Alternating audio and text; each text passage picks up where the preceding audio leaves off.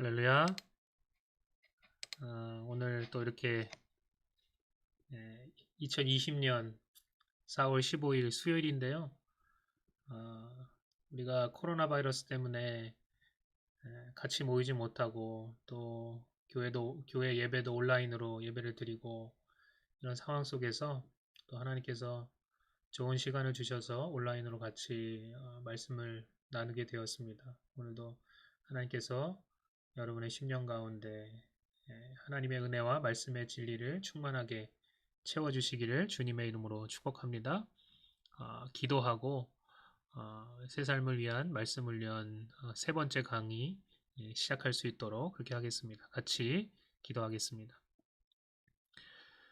살아계신 아버지 하나님 감사합니다.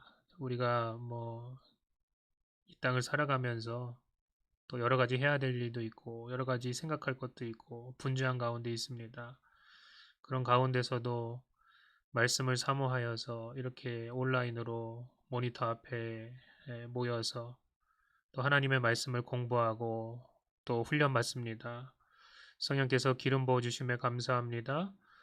우리를 선한 길, 정말 진리의 길, 하나님의 길로 인도하여 주셔서 우리가 무엇을 바라보며 무엇을 붙잡으며 어디로 걸어 나아가야 될지를 깨달아 아는 시간이 될 수 있도록 축복하시고 특별히 간구하는 것은 사람이 가르치는 것이 아니라 사람이 가르칠 때 성령께서 기름 부어 주시고 성령께서 함께해 주셔서 성령의 기름 부음이 우리를 가르치시는 놀라운 축복을 허락하여 주시옵소서. 모든 영광을 아버지와 또 보좌 우편에 앉으신 예수 그리스도께 올려드리며 우리 주 예수 그리스도의 이름으로 기도하옵나이다. 아멘.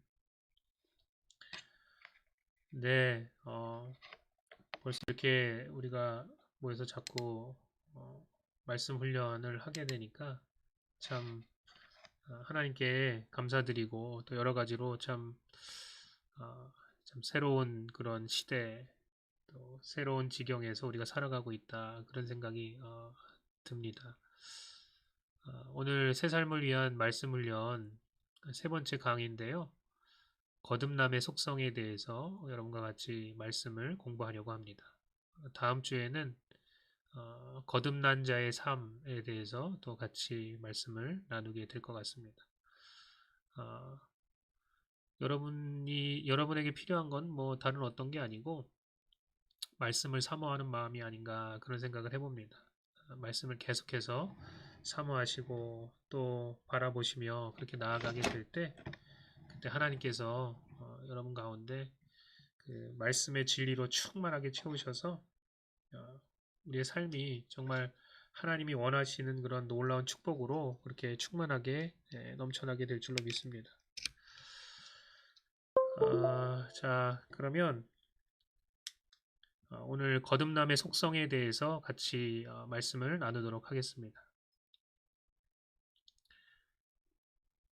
이 거듭남이라는 것은 성경에 나온 진리 가운데 가장 중요한 진리입니다.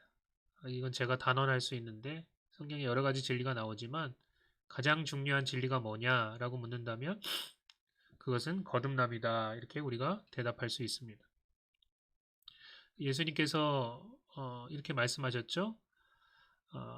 진실로 진실로 내게 이르노니 사람이 거듭나지 아니하면 하나님의 나라를 볼 수 없느니라.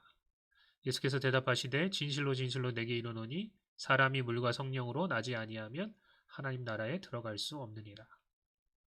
그러니까 하나님 나라를 보고 하나님 나라에 들어가려면 반드시 사람이 거듭나야 된다라는 것에 대해서 가르쳐주고 있습니다.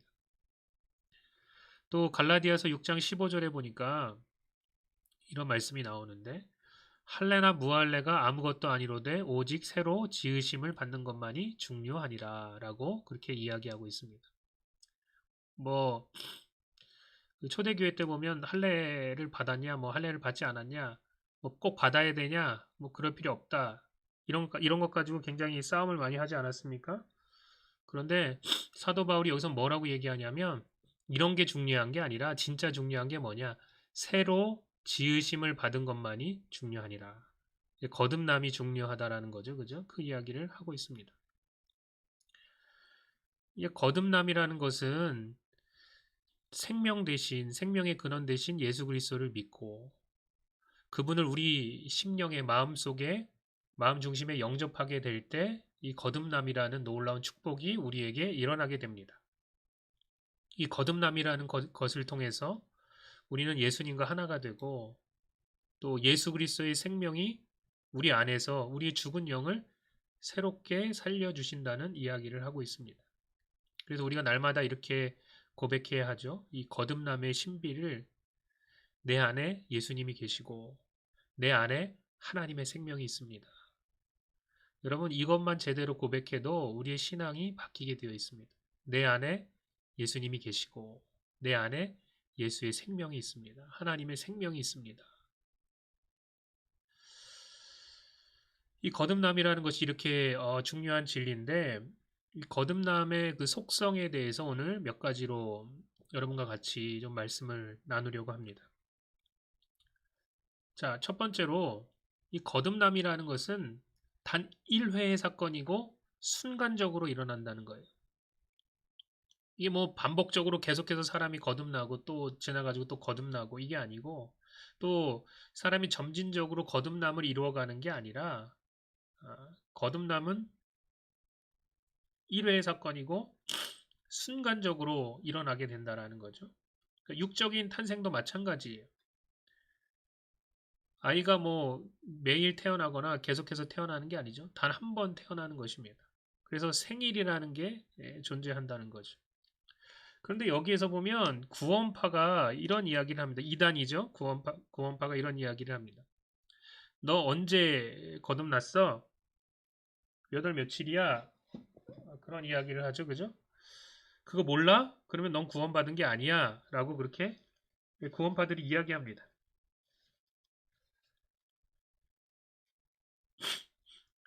근데 여러분 잘 생각해 보면 뭐가 잘못됐냐?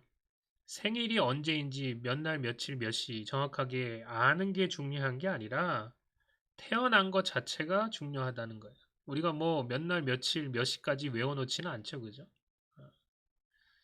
우리가 예수 안에서 하나님의 생명으로 다시 태어난 것이 중요한 거예요. 그래서 고린도후서 5장 17절에 보면 이런 말씀이 나오죠. 같이 한번 읽어볼까요? 시작. 그런즉 누구든지 그리스도 안에 있으면 새로운 피조물이라. 이전 것은 지나갔으니 보라 새 것이 되었도다 라고 이야기하고 있습니다. 우리가 그리스도 안에 처음 들어가게 되고 주님을 내 안에 영접하게 됐을 때 그때 그 순간 어떤 일이 발생하냐? 우리가 새로운 피조물이 된다는 거예요. 이전 것은 완전히 지나가고 새롭게 태어난 영적인 생일이 바로 그날이 된다는 거죠. 그죠? 우리가 거듭남으로 말미암아 우리가 그렇게 태어나는 순간 새로운 피조물, 새 영, 새 본성, 하나님의 자녀로서의 신분이 바뀌게 되고 우리의 정체성이 바뀌게 되고 또 하나님의 자녀로서의 권세를 가지게 됩니다. 그래서 우리가 이렇게 찬양하죠. 그죠? 나 처음 믿은 그 시간 귀하고 귀하다. 왜 처음 믿은 그 순간, 그 시간이 귀하고 귀해요? 그 순간을 통해서 우리가 정말 지옥에서 천국으로, 사단의 자녀에서 하나님의 자녀로, 어두움에서 빛으로, 육적인 삶에서 영적인 삶으로 바뀌게 되었기 때문에 그렇다는 거죠. 근데 거듭남이라는 것은 단 한순간, 1회의 사건을 통해서 우리의 전 존재가, 우리의 중심이 변화되는 그런 놀라운 그 하나님의 역사를 가르칩니다. 그러면 어떤 분들은 이렇게 질문할 거예요. 그럼 예수 믿었다가 타락했다가 예수를 믿었다가 타락했다가 또 다시 돌아오는 사람들은 어떻게 되는 겁니까? 여러분 생각보다 꽤 많은 사람들이 이런 경험들을 합니다. 예수를 잘 믿었다가 과거에 또 잠시 세상에 빠져가지고 이렇게 살았다가 다시 예수에게로 돌아오는 그런 분들이 꽤 많이 우리가 있는 것을 우리 주변에서 보게 된다는 거죠. 이 부분을 좀 설명할 필요가 있다는 거예요. 여러분, 우리는 이 교제와 관계를 조금 구분해 볼 필요가 있습니다. 교제와 관계를 구분해 볼 필요가 있어요. 이 거듭남이라는 것은 하나님과 새로운 관계, 아버지와 아들의 관계로 들어가게 되는 거예요. 그런데 우리가 믿다가 또 세상에 빠지고 죄에 빠져서 타락하면 우리는 생각하기를 뭐라고 생각하냐? 관계가 끊어졌다고 생각해요. 대부분의 사람들이 이렇게 생각한단 말이죠. 아, 이제 관계는 끊어졌어. 나는 소망이 없어. 그런데 여러분, 엄밀히 따지면 관계가 끊어지는 게 아니라 교제가 끊어지는 거예요. 관계가 끊어지는 게 아니라 교제가 끊어지는 거예요. 그러니까 우리 사복음서에 보면 탕자의 비유가 나오죠. 그죠? 어, 이 탕자의 비유가 이것을 잘 설명해 주고 있습니다. 둘째 아들이 있었어요. 그런데 아버지께 물려줄 재산을 미리 좀 땡겨 달라. 미리 좀 달라. 이렇게 이야기합니다. 여러분, 그 당시의 문화로 따지면 이것은 정말 불효자식 중에서도 불효자식입니다. 어, 유산을 먼저 달라는 것은 아버지 보고 돌아가시라라는 이야기가 같기 때문에 그렇습니다. 그래서 그 재산을 미리 요구해서 그것을 가지고 먼 나라로 가서 허랑방탕하게 삽니다. 자기 멋대로 살았다는 거죠, 그죠? 허랑방탕하게 사니까 나중에 이제 알거지가 됩니다. 이제 뭐 누릴 게 없어졌어요. 굶어 죽게 돼서 그래서 어떻게 목숨이라도 먹는 거라도 연명해 볼까 해가지고 돼지 치는 사람에게 가서 거기서 살게 됩니다. 뭐 품삯도 없죠. 돼지가 먹는 그런 쥐염 열매를 먹으면서 줄인 배를 채워야 되죠. 그러니까 굶어 죽게 생겼으니까 그제서야 이제 깨닫게 되는 거죠. 아버지와 함께 있을 때가 참 좋았는데 내가 돌아가면 아버지가 받아줄까? 아마 아들로 인정하지 않을 거야. 그래도 아버지는 가진 게 많으시니까 종으로라도 좀 써달라고 하자. 여기서 굶어 죽는 것보다는 아버지께 돌아가는 게 낫겠다. 이렇게 아들이 생각했다는 거죠. 아들은 아버지와 아들의 관계가 완전히 끊어졌다고, 이 관계가 파괴됐다고 그렇게 생각했단 말이죠. 그런데 아버지의 마음은 어땠습니까? 지금 아들이 돌아가요. 근데 아버지는 혹시 아들이 돌아오지 않을까 해서 매일마다 계속해서 마을 어귀에서 아들을 기다리고 있었다는 거예요. 그런데 저 멀리서 아들이 터벅터벅 걸어오는 모습을 보게 되자 아버지가 아들을 향하여 뛰어가서 달려가서 끌어안고 입을 맞춥니다. 그리고 데리고 와서 더러운 옷을 벗기고 씻기고 새 옷을 입히고 가락지를 끼웠다라는 거예요. 여러분, 하나님과 우리의 관계가, 이 아버지와 아들의 관계가 바로 이런 것입니다. 이 관계는 쉽게 깨질 수 있는 관계가 아니라는 거예요. 이 아버지와 아들의 관계는 쉽게 깨지지 않습니다. 사람은요, 아버지를 버리기도 합니다. 그죠? 또 사람은요, 자식을 버리기도 합니다. 본성이 악하고 사람이 신실하지 못하기 때문에 그런 일이 발생할 수 있습니다. 그래도 서로 그런 앙금이 쌓여 있고 불편한 마음이 있고 미워하는 마음이 있어도 서로 용서하고 받아들이게 되면 회복되는 게 바로 부모와 자식 간의 관계죠. 그러니까 관계가 나빠졌다고 해서 관계가 끊어진 것은 아니라는 것이죠. 그러니까 교제가 그 둘 가운데 교제가 회복되게 되면 관계는 저절로 회복되게 되어 있습니다. 그러니까 우리가 이 거듭났다는 것이 인간들 사이에서는 여러분 약속을 해도 이게 깨지기가 쉬워요. 내가 이거 꼭 지키겠습니다. 내가 뭐 해주시면 이렇게 하겠습니다. 꼭 그렇게 하겠습니다. 절대로 내가 이 약속을 깨지 않겠습니다. 라고 했음에도 불구하고 깨지는 게 인간 사이의 그런 약속입니다. 그런데 여러분, 이 거듭난 것은 인간 사이에 깨지기 쉬운 약속에 의한 것이 아니에요. 이 거듭남은 피의 언약에 근거해 있다는 거예요. 이것은 피의 언약입니다. 이것은 쉽게 함부로 깰 수 있는 게 아니에요. 하나님도 쉽게 깨실 수가 없으십니다. 왜냐하면 피를 흘려서 그것을 통하여 약속하셨기 때문입니다. 하나님은 약속을 절대로 뭐 취소하시거나 못해 이렇게 하시는 분이 아니죠. 그죠? 그런데 하나님이 더 강력하게 그것에 대해서 약속하시기 위해서 피의 언약을 통해서 피를 흘려서 언약하셨다는 것. 그러니까 얼마나 이게 대단한 언약이고 절대로 끊어지지 않는 언약입니까? 우리가 거듭났다는 것이 바로 그렇다는 거죠. 우리가 하나님의 자녀가 되었다는 것이 바로 그런 관계로 들어가게 되었다는 의미를 가지고 있습니다. 자, 베드로전서 1장 18절에 보면 베드로전서 1장 18절, 19절, 그리고 23절에 보면 이런 말씀이 나옵니다. 여러분 PPT를 보시고 한번 저와 같이 한번 읽어보도록 하겠습니다. 시작. 너희가 알거니와 너희 조상이 물려준 헛된 행실에서 대속함을 받은 것은 은이나 금같이 없어질 것으로 된 것이 아니요 오직 흠없고 점없는 어린 양 같은 그리스도의 보배로운 피로 된 것이니라. 너희가 거듭난 것이 썩어질 씨로 된 것이 아니요 썩지 아니할 씨로 된 것이니 하나님의 살아있고 항상 있는 말씀으로 되었느니라. 우리가 대속함을 얻고 죄에서 해방되고 죄값이 치러진 것은 여러분 그냥 단순히 그렇게 하겠다라고 해서 된 게 아니라 흠없고 점없는 그런 어린 양 예수 그리스도의 그 보배로운 피로 된 것이라는 것.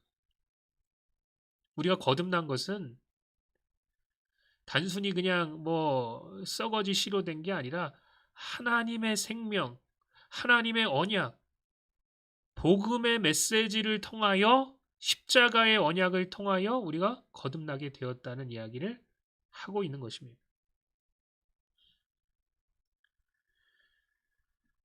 이 거듭남은 예수 그리스도로 말미암아 오게 되었죠. 그죠? 예수 그리스도로 말미암아 우리 가운데 오게 되었습니다. 예수님이 바로 살아 있고 항상 있는 하나님의 말씀이시기 때문에 그렇죠. 아버지가 자기가 가장 사랑하는 아들의 피, 아들의 생명을 통해서 이것을 언약하셨다는 것입니다. 우리가 거듭났다면 이 아버지와 아들의 관계는 절대로 쉽게 깨지지 않습니다. 누구만이 깰 수 있냐? 하나님은 깨시지 않으시죠? 우리 자신만이 깰 수 있습니다. 어떤 세상의 다른 어떤 것들도 이 언약, 이 관계를 깰 수 없다는 것. 오직 내 자신만이 이 언약을 깰 수 있습니다. 자, 네 번째, 이 거듭남이라는 것은 영적인 갓난 아기로 다시 태어나는 것이고 영적인 생일이죠. 그러니까 그 다음에 구원의 시작점입니다. 이렇게 이야기하고 있습니다. 그러니까 이 거듭남이라는 것은 우리의 신앙의 시작이라는 거예요. 구원의 시작이라는 거예요. 영적인 생명의 씨앗이 우리에게 심겨지는 것입니다. 그 씨앗이 심겨졌다는 것은 여러분 생명을 가지고 있다는 거죠. 그러나 이게 완성된 것은 아니에요. 끝이 아니에요. 이제 시작이라는 거예요. 그것을 통해서 과정이라는 것을 통해서 열매 맺어야 합니다. 시작이 있고 과정이 있고 끝이 있습니다. 이것을 성경은 계속해서 우리에게 이야기하고 있다는 거예요. 거듭남은 구원의 끝 또는 완성이 아니라 이제 시작이라는 거죠. 베드로전서 2장 2절 말씀은 우리에게 이렇게 이야기하고 있습니다. 같이 한번 읽어볼까요? 시작. 갓난 아이들 같이 순전하고 신령한 젖을 사모하라. 이는 이로 말미암아 너희로 구원에 이르도록 자라게 하려 함이라 라고 이야기하고 있습니다. 그러니까 성경은 많은 부분에서 구원은 이루어가는 것이지 단 한순간에 이루어지고 끝 이게 아니라는 거예요. 내가 거듭났으니까 끝 이게 아니라는 거예요. 그래서 베드로가 믿는 성도들에게 갓난 아기들 같이 순전하고 신령한 젖을 사모하라. 이는 이로 말미암아 너희로 구원에 이르도록 자라게 하려 함이라. 이 자라는 과정에서 성숙에 이르는 것, 성장과 성숙에 이르는 것이 필요하다는 것이죠. 이것은 여러분 베드로만 이야기하는 게 아니라 사도 바울도 이야기하고 있는 것이고 또 사도 요한도 이야기하고 있는 거예요. 우리가 이것에 대해서 우리 진지하게 생각해 볼 필요가 있다는 것입니다. 사도 바울이 빌립보서 2장 12절에서 뭐라고 이야기하고 있느냐? 그러므로 나의 사랑하는 자들아 너희가 나 있을 때뿐 아니라 더욱 지금 나 없을 때에도 항상 복종하여 두렵고 떨림으로 너희 구원을 이루라 라고 이야기하고 있습니다. 구원을 이루라. 너희가 이미 구원을 얻었으니까 뭐 그렇게 너희가 어떻게 살아가든지 그것은 취소되지 않을 것이고 그 다음에 어떤 일이 있어도 괜찮아 이게 아니라 지금 사도 바울이 뭐라고 이야기하냐면 항상 복종하여 두렵고 떨림으로 너희 구원을 이루라 라고 그렇게 이야기하고 있다는 거예요.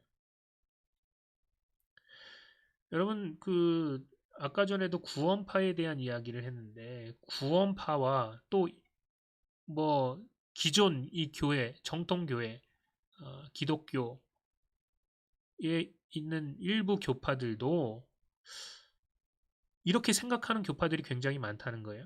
뭐라고 생각하냐? 우리가 거듭났으면 이제 하나님의 자녀로 태어난 것이고 구원은 이미 끝난 것이고 그 구원은 영원한 거야 라고 생각하는 교파들이 생각보다 많이 있습니다. 여러분도 한번 생각해 보세요. 정말 여러분은 어떻게 생각하시는가? 한번 구원받으면 그것으로 끝이고 그 구원은 영원한 것인가? 아니면 구원은 우리가 거듭났다는 것은 시작이고 그 시작을 통해서 계속해서 우리가 구원을 이루어 나아가고 영적으로 성장하고 성숙해야 되는가? 구원파와 또 일부 교파들이 이런 주장을 하고 있다는 거예요. 한 번 구원은 영원한 구원이다라고 주장하는 교파들이 있다는 거예요. 일부 장로교뿐만 아니고 또 침례교도 많은 부분에 있어서 이런 주장을 하시는 분들이 있다는 거예요. 또 이런 부류가 있다면 또 다른 한편에는 어떤 부류가 있냐? 이분들이 이야기하는 것은 구원받기가 너무 어려워서 웬만해서는 구원을 받을 수 없다라고 얘기하시는 분들도 있습니다. 너 그딴 식으로 살아가지고는 너 뭐 천국 못 가. 그 구원 못 받아. 이렇게 생각하는 사람들도 있다는 거예요. 이 뭐가 맞는 거죠? 뭐가 진리죠? 여러분 우리는 하나님의 말씀을 통해서 이 균형을 좀 잘 잡을 필요가 있어요. 균형이라는 것이 필요합니다. 늘 어떤 주제를 다룰 때 극단적으로 가면 안 되고 균형을 잘 잡아야 돼요. 그래서 좌로나 우로나 치우치지 않아야 한다라는 것을 성경은 계속해서 가르쳐주고 있습니다. 먼저 우리가 신앙생활 하다 보면 조금 이렇게 아주 극단적이고 아주 강한 그런 구원론에 부딪힐 때가 있어요. 그렇게 목회하시고 또 그렇게 말씀을 전하시는 목사님들도 꽤 많이 있습니다. 그러니까 성도들을 계속해서 당신이 그딴 식으로 살아서 구원을 받겠냐, 천국에 가겠냐. 그래서 계속해서 사람의 행위를 또 열심을, 최선을 강조하시는 분들이 있죠. 뭐 경건주의나 청교도 운동의 영향을 받으신 분들이 이런 부류의 분들이 굉장히 많이 있습니다. 여러분 그러나 우리가 잊지 말아야 될 것은 뭐냐? 사람은 스스로 노력한다고 해서 최선을 다하고 열심을 낸다고 해서 구원을 받을 수 있는 게 아닙니다. 스스로 만들어낸 거룩과 빛으로 구원을 얻는 게 아닙니다. 우리가 구원을 받는 것은 예수 그리스도의 십자가와 보혈로 말미암아 구원을 얻는 것입니다. 예수 믿기 이전에도 우리는 믿음으로 구원을 받고요. 예수 믿은 이후에도 우리는 믿음으로 구원을 받습니다. 행함으로 구원을 받는 게 아니에요.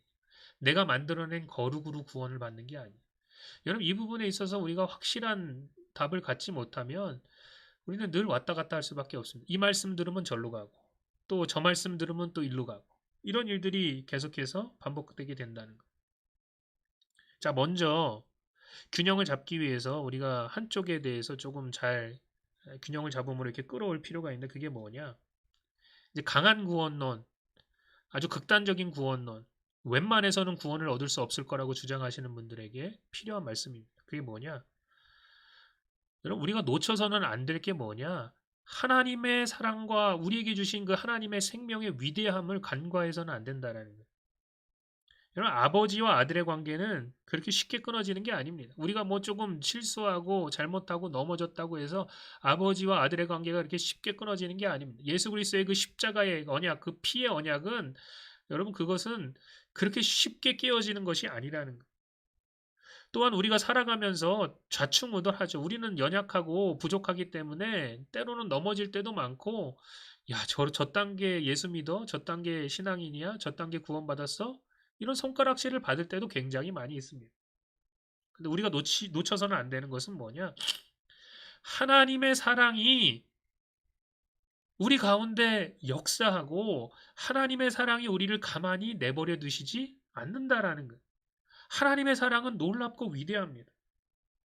그렇기 때문에 제가 이것은 뭐 제 의견이기도 하지만 제가 정말로 성경을 계속해서 연구하고 묵상하고 하면서 내린 결론은 뭐냐? 거듭난 사람들의 대부분은 다 구원을 받는다는 거예요. 정말로 거듭났다면 그 거듭난 사람들은 다 구원을 받습니다. 여러분은 어떻게 생각하실지 모르겠지만 우리가 하나님의 그 사랑과 하나님께서 우리에게 주신 그 생명의 위대함을 간과할 때가 너무나 많다는 거예요. 로마서 8장 35절부터 보면 35절, 38절, 39절에 이렇게 나와 있습니다. 우리 한번 같이 읽어볼까요? 시작. 누가 우리를 그리스도의 사랑에서 끊으리요? 환난이나 공고나 핍박이나 기근이나 적신이나 위협이나 칼이랴. 내가 확신하노니 사망이나 생명이나 천사들이나 권세자들이나 현재일이나 장래일이나 능력이나 높음이나 기품이나 다른 아무 피조물이라도 우리를 우리 주 예수 그리스도 안에 있는 하나님의 사랑에서 끊을 수 없으리라. 이렇게 이야기하고 있습니다. 놀랍죠, 그죠? 하나님의 사랑이 위대하기 때문에 우리를 구원하신다는 거예요. 하나님의 은혜가 차고 넘치기 때문에 우리를 구원하신다는 거예요. 하나님께서 우리에게 주신 그 생명이, 그 생명력이 대단하기 때문에 하나님께서 가만히 계시지 않고 우리 가운데 살아 역사하심으로 말미암아 우리를 반드시 구원하시는 길로 이끌어 가신다는 거죠. 하나님은 일하십니다. 하나님은 역사하신다는 거예요. 그러니까 하나님께서 우리에게 베풀어 주신 이 사랑과 우리 안에 주신 생명을 절대로 과소평가해서는 안 돼요. 그렇죠? 그렇기 때문에 제가 이야기하는 것은 거듭난 대부분의 사람들이 구원을 받는다는 거예요. 하나님의 사랑이 우리를 강권하십니다. 하나님의 사랑이 우리를 이끌어 가십니다. 하나님의 인도하심이 우리를 그 쉴만한 물가와 푸른 초장으로 인도해 가신다는 거예요. 하나님이 우리를 천국으로 이끌고 계시다는 거죠. 사람이 이끄는 게 아니라 하나님께서 이끌어가고 계신다는 거예요. 하나님께서 구원하신다면 우리를 구원하십니다. 여러분, 이렇게 이야기하면 어떤 사람들은 굉장히 조금 이렇게 나이브한 순진한 생각을 할 수도 있어요. 그러면 구원이라는 것은 따놓은 당상이고 조금 뭐 죄 좀 짓고 뭐 조금 뭐 그냥 쉽게 살아가도 아무 문제가 안 되는구나라고 생각하는 사람들이 있습니다. 사도 바울이 오직 은혜, 오직 믿음, 오직 복음에 대해서 계속해서 강조하니까 그런 사람들이 나타나기 시작했다는 거예요. 죄를 지면 하나님께서 더 은혜를 베풀어 주시네? 그럼 더 죄 짓는 것이 하나님의 은혜가 더 나타나게 하는 것이니까 뭐 나쁜 것도 아니네? 이렇게 생각하는 사람들도 있었다는 거죠. 근데 여러분 성경은 뭐라고 얘기하느냐? 그렇다고 해서 너희가 만약에 너희 맘대로 육신이 이끄는 대로 살아가게 되면 반드시 문제가 발생할 것이다 라고 이야기하고 있습니다. 구원은 따놓은 당상이 아니에요. 우리의 삶을 방만하게 살아서는 안 된다라는 거죠. 성경은 우리가 구원을 잃어버릴 가능성에 대해서 계속해서 경고하고 있습니다. 그런데 조금 뭐 한 번 구원은 영원한 구원이다라고 생각하는 사람들은 이런 성경 구절들을 잘못 해석하는 거예요. 또 구원론을 너무 강한 구원론, 웬만해서는 구원받지 못하는 구원론을 주장하는 사람들은 이런 성경 구절을 가지고 아주 그냥 이제 뭐 한마디로 속된 말로 얘기하면 그냥 살판 났죠. 그러니까 성도들을 어떻게든지 때려 잡으려고 영적으로 때려서 그래서 그들을 복종시키려고 많은 노력을 기울입니다. 여러분 그런데 자식을 키워보면 알겠지만 너무 때려서 키우는 것은 바람직하지 않아요. 자식이 부모의 사랑을 잘 모르고요. 인격적으로 잘못될 가능성이 굉장히 많이 있습니다. 이것도 균형이 필요하다는 거예요. 사랑과 그 사랑을 가진 훈육이 필요하다는 거죠. 이 건강한 사랑, 건강한 훈육이 같이 가야 된다는 것입니다. 그 성경에서 믿는 자들, 거듭난 자들이 구원을 잃어버릴 가능성에 대해서 어떻게 경고하고 있는가, 이것에 대해서도 우리가 잘 알아야 됩니다. 하나님의 사랑이 위대하고 하나님의 사랑이 강력하기 때문에 우리를 구원으로 이끌어 가시기도 하시지만, 그러나 우리가 잘못 생각하고 잘못된 미혹, 잘못된 가르침에 빠지면 어떤 문제가 발생하는지 깨달아 알아야 된다는 거예요. 자, 고린도전서 9장 27절은 사도 바울이 이런 고백을 하고 있습니다. 뭐라고 고백하고 있냐? 내가 내 몸을 쳐 복종하게 함은 내가 남에게 전파한 후에 자기가 도리어 버림이 될까 두려워함이로다. 이렇게 이야기하고 있습니다. 사도 바울조차도 자신이 버림을 받을 수 있다고 생각했다는 거예요. 그러면서 여기서 우리가 얻을 수 있는 힌트는 뭐냐? 어떻게 하면 구원에서 떨어져 나아가는가? 육신을 가만히 냅두면, 몸을 쳐서 복종하지 않으면, 그러면 이 육신은 우리를 사망으로 이끌어 간다는 거예요. 너희가 육신대로 살면 반드시 죽을 것이로되. 사도 바울이 계속해서 이야기하고 있는 바죠. 그죠? 너희가 육신대로 살면 반드시 죽을 것이로되. 이렇게 이야기하고 있습니다. 우리가 거듭났다고 하는데, 우리가 하나님의 자녀가 되었다고 하는데, 우리 안에 하나님의 생명이 있다고 하는데, 이걸 어떻게 하면 잊어버리느냐? 육신을 쳐서 복종시키지 않고 육신이 이끄는 대로 그대로 끌려가게 되면 우리는 사망에 이르게 된다. 사도 바울이 지금 이야기하고 있는 바예요. 그러니까 계속해서 하나님의 사랑이 우리 가운데 역사하고 하나님의 생명이 우리 가운데 역사하게 하고 우리가 그것을 통해서 영적인 길로 걸어가는 것이 얼마나 중요한 것인가, 구원이라는 것을 이것을 통해서 이루어 나아가는 것이 얼마나 중요한 것인가라는 것을 우리가 깨달아 알 수 있다는 거죠. 자, 두 번째 말씀은 디모데전서 1장 19절 말씀입니다. 여기 보면 이렇게 나오는데 믿음과 착한 양심을 가지라. 어떤 이들이 이 양심을 버렸고 그 믿음에 관하여는 파선하였느니라. 이렇게 이야기하고 있어요. 우리는 때로는 믿음 그리고 삶 이걸 자꾸 분리해서 생각하는 경우가 있습니다. 우리가 그냥 신앙생활 하니까 내가 믿고 있고 그러니까 문제가 없겠지라고 생각합니다. 믿음은 믿음, 신앙생활은 신앙생활, 그리고 내가 내 삶 속에서 실제적으로 살아가는 그 삶과는 다르게 자꾸 분리해서 생각하는 경향이 있습니다. 특히 내가 예수 믿는 것과 양심을 지키는 것, 이것은 뭐 조금 분리돼도 괜찮은 것이라고 생각한다는 거예요, 사람들이. 믿음과 양심을 분리해서 생각하는 경우가 참 많이 있습니다. 그 그리스도인들이 욕을 먹는 이유가 바로 거기 있죠, 그죠? 그런데 지금 사도 바울은 이야기하기를 이것은 분리될 수 있는 게 아니라고 이야기하고 있습니다. 믿음과 착한 양심은 같이 가야 된다는 거예요. 너희가 믿음이 있다고 하는데 착한 양심이 같이 가지 않으면 어떤 일이 발생하냐? 너희가 구원의 그 항해에 있어서 파선하게 될 것이다 라고 이야기한다는 거죠. 그러니까 착한 양심을 가지지 않으면 이 양심이라는 것은 점점 굳어가게 돼요. 그죠? 양심이라는 것은 만약에 그 양심을 따르고 이것을 잘 착하게 유지하지 못하면, 좋게 유지하지 못하면 이것은 점점 굳어져 갑니다. 그리고 결국에 나중에 가면 어떻게 해요? 화인을 맞습니다. 아무리 잘못된 것을 해도 그 양심의 가책이 느껴지지 않는다라는 거예요.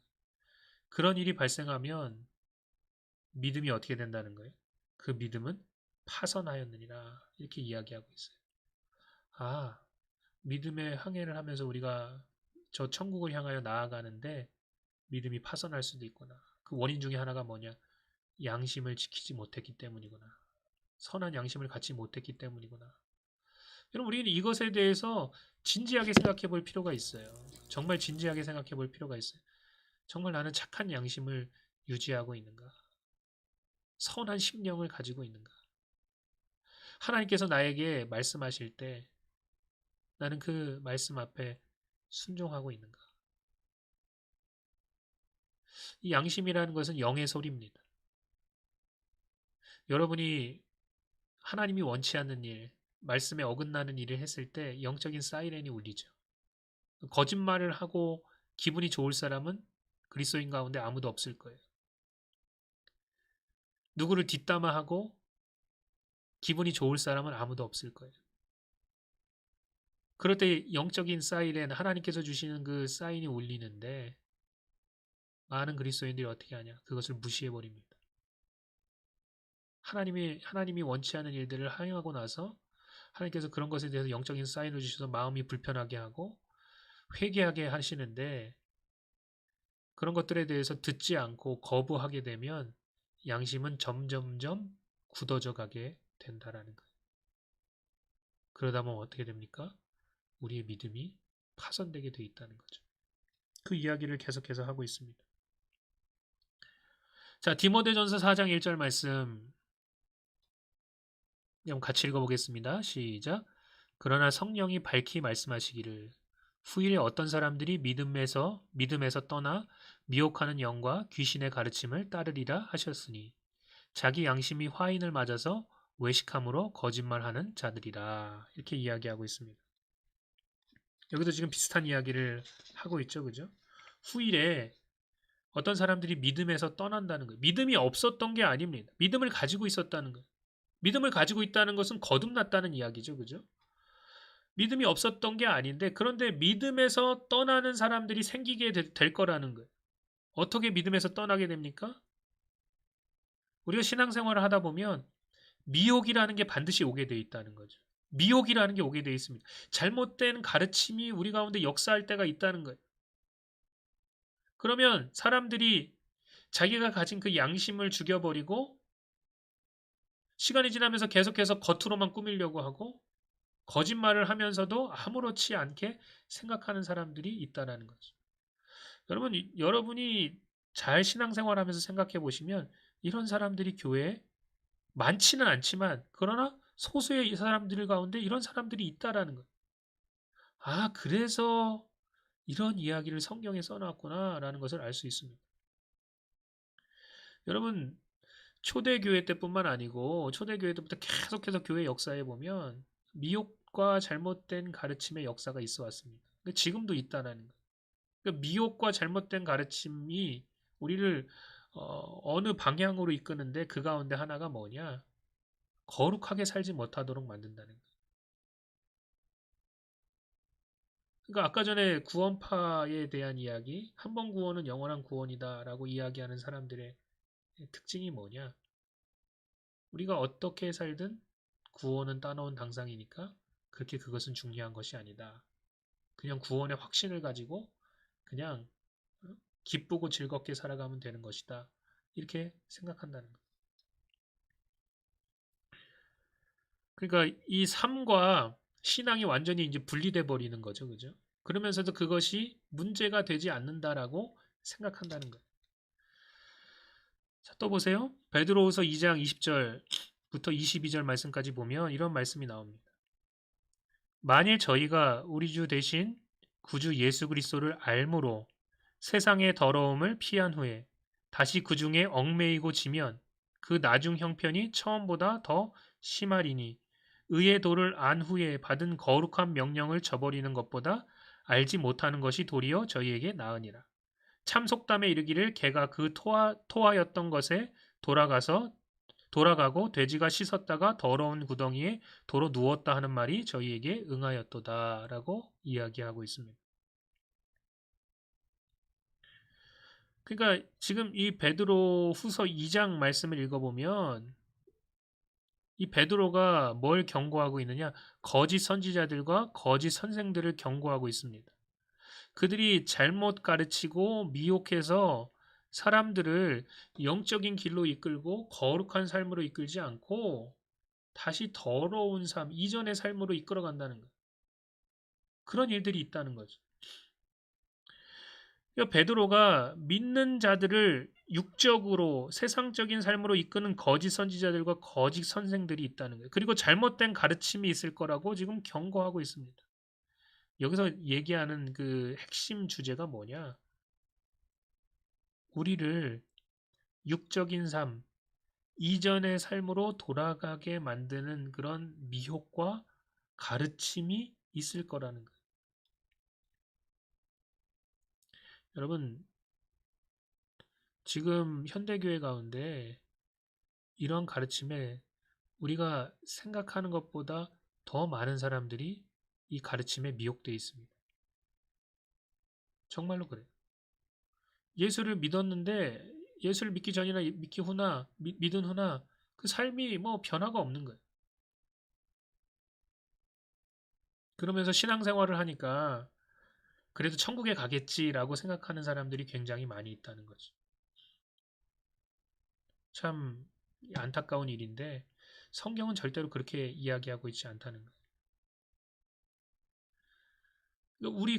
우리 주 예수 그리스도를 알고 세상의 더러움을 피했어요, 처음에. 당연히 그렇겠죠. 예수 그리스도를 만나고 그분의 생명을 받고 거듭나고 새 사람이 되었으니까 당연히 처음에는 거룩한 삶을 살려고 했겠죠. 그죠? 근데 시간이 지나면서 미혹되어서 자꾸 이전의 삶, 육적인 삶으로 자꾸 얽매이고 지게 되는 거예요. 그러면 그 처음 형편이 그 나중 형편이 처음보다 예수 믿고 거듭난 것보다 또 그 전의 삶보다 더 심한 그런 삶으로 더 형편없는 삶으로 나아가게 된다는 거죠. 그런 일이 믿는 자들에게 발생할 수 있다라는 거예요. 또 보세요. 히브리서 10장 26절부터 29절 말씀에 보면 이런 말씀이 나옵니다. 우리가 진리를 아는 지식을 받은 후 짐짓 죄를 범한즉 다시 속죄하는 죄사가 없고 오직 무서운 마음으로 심판을 기다리는 것과 대적하는 자를 소멸하는 맹렬한 불만 있으리라. 모세의 법을 폐한 자도 두세 증인으로 인하여 불쌍히 여김을 받지 못하고 죽었거든. 하물며 하나님의 아들을 밟고 자기를 거룩하게 한 언약의 피를 부정한 것으로 여기고 은혜의 성령을 욕되게 하는 자의 당연히 받을 형벌이 얼마나 더 중하겠느냐 너희는 생각하라. 이렇게 이야기하고 있습니다. 여기서 이야기하는 바는 뭐냐? 진리를 아는 지식을 받은 후에 짐짓 죄를 범하면 다시 속죄하는 제사가 없다는 이야기를 하고 있어요. 굉장히 무서운 이야기죠, 그죠? 그러니까 이제 강력한 구원론을 이야기하시는 분들은 이런 걸 가지고 그냥 성도들에게 풀어놓으며 그냥 피를 토하죠, 그죠? 거룩하게 살지 않으면 죄 가운데 살면 속죄하는 제사가 없습니다. 이렇게 이야기한다는 거죠. 그런데 여러분 이게 여기 정확한 뜻이 뭐냐? 도대체 진리를 아는 지식을 받은 후 짐짓 죄를 범하면 다시 속죄하는 제사가 없다는 것의 뜻이 뭐냐? 이 짐짓 죄를 범한다는 이야기가 뭐냐? 이게 뭐 우리가 보통 이 삶을 살아가면서 실수하고 또 때로는 알면서도 죄를 짓고 모르면서도 죄를 짓는 그런 우리의 그 죄를 말하는 거냐? 도대체 이 죄라는 게 뭘 말하는 거냐? 만약에 그런 죄를 말한다면 여러분 우리는 절대로 구원을 얻을 수 없습니다. 그죠? 우리는 때로는 거짓말도 해요. 때로는 사람을 미워하기도 해요.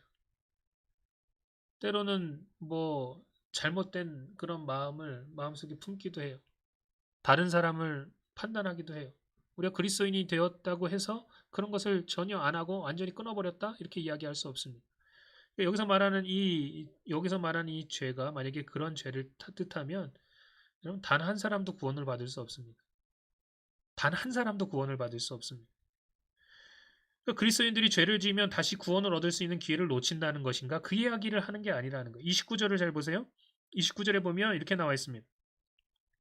하나님의 아들을 밟고 자기를 거룩하게 한 언약의 피를 부정한 것으로 여기고 은혜의 성령을 욕되게 하는 자라고 설명하고 있죠. 그죠? 아, 이 죄, 이런 죄를 짓는 자는, 그러니까 예수 그리스도를 부정하고 지금 십자가에 달리신 그 예수 그리스도, 우리 주인 되시고 구원자 되신 그 예수 그리스도, 우리가 사랑하는 그분, 우리의 생명의 근원 되신 그분, 그분을 믿는 자 중에서 나는 예수가 필요 없어. 난 예수 믿지 않을 거야. 거부해버리고 부정하고 예수의 피를 욕되게 하고, 여러분 이런 사람들이 그리스도인들 가운데 정말 많지는 않지만 간혹 가다가 있는 사람들이 있어요. 그죠? 예수를 잘 믿었다가 완전히 전향해서 예수의 피를 저주하고 예수를 저주하고 그렇게 거부해버리는 그런 사람들이 간혹 가다가 있다는 거예요. 그러니까 예수를 부정하고 거부해버리면 구원을 잃어버리게 된다는 이야기를 하고 있어요. 지금 여기서. 그렇죠? 네, 그런 이야기를 지금 여기서 하고 있다는 거예요. 그러니까 성경에는 여러 구절에서 그리스도인들이 구원을 잃어버릴 가능성이 있다는 것에 대해서 계속해서 이야기하고 있다는 거죠. 자, 성경에 여러분 더 이런 구절들이 많이 있지만 대표적인 구절들만 오늘 몇 가지 이렇게 뽑아가지고 정리하고 아 그렇구나라고 우리가 좀 알고 결론을 내리면 될 것 같습니다. 자, 마지막인데요. 로마서 11장 19절 말씀부터 22절 말씀까지 보면 이렇게 나와 있습니다. 한번 같이 읽어볼까요? 시작. 그러면 내 말이 가지들이 꺾이운 것은 나로 접붙임을 받게 하려 함이라 하리니 옳도다. 저희는 믿지 아니함으로 꺾이우고 너는 믿음으로 섰느니라. 높은 마음을 품지 말고 도리어 두려워하라. 하나님이 원 가지들도 아끼지 아니하셨은즉 너도 아끼지 아니하시리라. 그러므로 하나님의 인자와 어미를 보라. 넘어지는 자들에게는 어미가 있으니 너희가 만일 하나님의 인자에 거하면 그 인자가 너희에게 있으리라. 그렇지 않으면 너희도 찍히는 바 되리라. 라고 이야기하고 있습니다. 지금 로마서 11장은 이스라엘 백성들과 이방인 그리스도인들에 대한 이야기를 하고 있죠. 그죠? 이스라엘 백성들이 믿지 않았어요. 예수를 거부했어요. 그래서 하나님이라는 이 하나님의 나라, 하나님의 백성이라는 이 참 감람나무에서 꺾이워져서 버림을 받았습니다. 그죠? 꺾이워졌어요. 그런데 돌감람나무, 그냥 야생에서 참 감람나무와는 전혀 상관없이 야생에서 그냥 굴러 먹던 그런 우리 이방인들이 예수 그리스도를 믿음으로, 예수 그리스도에게 나아감으로, 예수 그리스도를 붙잡음으로 야생에 굴러 먹던 그 돌감람나무인 우리 이 가지가 참 감람나무에 붙게 되었다는 이야기를 하고 있습니다. 그 이스라엘 백성들은 꺾여져 나아가고 믿지 아니함으로 우리는 예수 그리스도를 믿음으로 접붙임을 받았다는 거예요. 그러면서 여기서 이야기하길 그러니까 높은 마음을 품지 말라는 거예요. 도리어 두려워하라는 거예요. 왜 그러느냐? 하나님이 원가지들도 아끼지 아니하셨은즉 만약에 너희도 믿지 아니하면 너희도 찍혀져 나아가게 된다는 거예요. 꺾여져 나아가게 된다는 이야기를 하고 있습니다. 여기서 핵심 포인트는 뭐냐? 예수 그리스도를 붙들고 그분을 신뢰하고 믿고 따르라는 순종하라는 이야기를 하고 있는 거예요. 사도 바울이 그 이야기를 하고 있는 거예요. 그게 되지 않으면 너희도 지켜나가게 된다는 거죠. 우리 삶 속에서 우리는 뭘 늘 점검해야 되냐? 우리가 정말 예수를 믿고 있는가? 정말 우리는 예수에게 순종하고 있는가? 정말 우리는 예수를 따르고 있는가? 이것을 늘 점검해 봐야 된다는 거예요. 이것을 점검하지 않으면 우리도 모르는 사이에 하나님의 은혜에서 떠나서 하나님의 준엄하신 가운데, 어미 가운데 거할 수 있게 된다는 거죠. 여러분, 하나님의 인자하심은 예수 그리스도 안에만 존재합니다. 우리가 예수 그리스도를 믿고 그분을 의지하고 그분과 하나 되는 일에 전심전력해야 되는 이유가 바로 여기 있어요. 우리가 그렇지 않으면, 우리가 정말로 믿지 않으면 꺾여 버린다라는 거죠. 성경은 많은 부분에 있어서 거듭난 자들에게 이렇게 되지 말 것을 경고하고 있습니다. 우리가 절대로 잘못된 가르침과 미혹에 빠져서 이전의 삶으로 돌아간다든지 아니면 내 자신을 신뢰하고 내 자신을 굳건히 붙든다든지 어떤 뭐 종교적인 어떤 것, 또 시스템적인 어떤 것을 계속해서 얽매여서 지낼 것이 아니라 우리에게 정말 필요한 것은 뭐냐? 주인 되시고 구원자 되시는 예수 그리스도를 붙드는 것. 이것을 거듭날 때만 붙드는 게 아니고 평생 붙드는 것. 예수 그리스도에게 붙어 있는 것. 그분으로부터 생명의 진액을 빨아들이는 것. 이것이 중요함을 우리에게 가르쳐 주고 있습니다. 자, 마지막 패러그래프입니다. 게다가 사탄은 우리의 생명을 빼앗기 위해서 전심전력하고 있다는 것. 사단은 지금 아주 전심전력해서 어떻게 해서든지 우리 안에 있는 그 하나님의 생명, 구원의 그 놀라운 축복을 빼앗으려고 한다는 거예요. 여러분 만약에 한 번 구원이 영원한 구원이면 사단이 아무리 난리쳐도 구원 받겠죠. 그럼 사단이 바보가 아닌 이상 뭐하러 우리의 생명을 뺏기 위해서 전심전력하겠어요? 그렇지 않아요? 그죠? 빼앗을 가능성이 있으니까. 제가 서두에도 이야기했듯이 거듭난 자들의 대부분이 구원을 받습니다. 그런데 그 가운데 구원을 못 받을 사람들이 존재하기 때문에 어떻게 해서든지 이 생명을 빼앗기 위해서 사단이 온 것은 도적질하고 죽이고 멸망시키기 위해서 왔다라는 거예요. 감사한 것은 예수 그리스도께서는 우리에게 생명을 주시되 더 풍성히 주시기를 원하신다는 거죠. 우리가 원하기만 한다면, 우리가 바라기만 한다면, 우리가 사모하기만 한다면 우리가 그 생명 가운데 거할 수 있고 예수와 함께 동행함으로 저 천국에까지 이룰 수 있게 된다는 거죠. 여러분 마귀를 같은 얘기죠. 마귀 이게 다른 게 아니고 사탄이 곧 마귀입니다. 사탄 이꼴 마귀입니다. 이 마귀라는 것을 이 존재를 우리가 과대평가할 필요가 없습니다. 뭐 너무나도 그 마귀가 대단한 능력을 가지고 있어서 우리가 조심해야 되고 늘 뭐 마음 졸이며 살아야 되고 귀신이 그 사단의 졸개들이 이렇게 역사하니까 거기에 막 얽매여서 뭐 그렇게 살아가는 그런 사람들도 있는데 여러분 이 사단을 너무 과대 평가할 필요가 없습니다. 왜냐하면 예수 그리스도께서 이미 십자가로 그들을 이기셨기 때문에 그렇습니다. 우리 안에 계신 그 예수 그리스도가 사단보다 더 크신 분이. 그죠? 그렇기 때문에 우리는 그 마귀를 너무 과대평가할 필요는 없습니다. 그렇다고 과소평가해서도 안 된다는 거예요. 왜냐하면 여러분 마귀가요. 이게 그냥 전공법으로 들어왔을 때는 속을 사람이 많지 않은데 이 미혹하는 영이거든. 이 거짓말하는 영이거든. 속이는 영이거든. 그러니까 이 미혹, 이 속임수에 넘어가는 사람들이 굉장히 많이 있다는 거예요. 여러분 요즘에 신천지가 굉장히 큰 문제가 되지 않았습니까? 신천지의 대부분은 기존 교회에서 그쪽으로 넘어간 거예요. 누가 그런 일이 발생할 거라고 상상이나 했겠습니까? 그런데 실제적으로 수많은 사람들이 거기에 미혹되고 넘어간다는 거죠. 그러니까 이 미혹의 영이 여러분 뭐 과대평가할 필요는 없지만 그렇다고 과소평가해서도 안 된다는 거예요. 이 아담을 타락시켰다니까요. 그죠? 이 마귀가요. 예수님까지도 유혹하고 시험에 빠뜨리려고 했다는 거예요.